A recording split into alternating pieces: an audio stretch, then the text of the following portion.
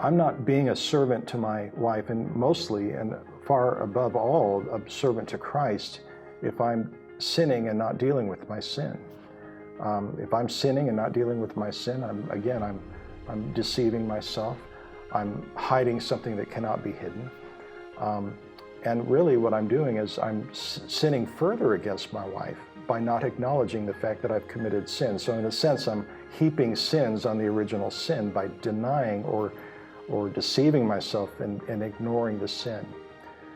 And as a father, this is important as well. Not only is this imperative, is it imperative to me to confess sins to my wife, but also before my children. In fact, it was just a week ago in family devotions, I was talking to my children and I was taking ownership of the fact before them of some shortcomings I had had over the last several weeks, things that I wasn't really doing in terms of ministering to them as a father.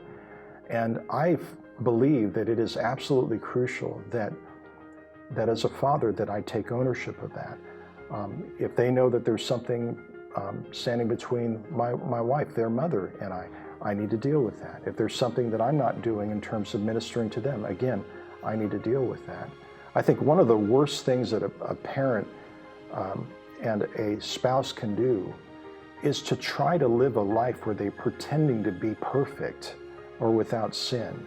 And I think that there's sometimes in the culture the expectation that parents are supposed to put on a facade of, well, we don't ever really do anything wrong before children. Well, kids are pretty sharp and they can see beyond that. They can see past that pretty quickly. And if we play out that facade, all that they see is hypocrisy.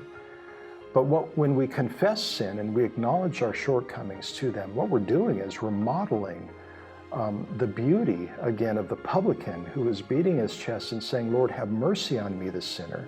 We're showing them that this is how we deal with sin. We don't get the broom out and try to just brush it under the rug.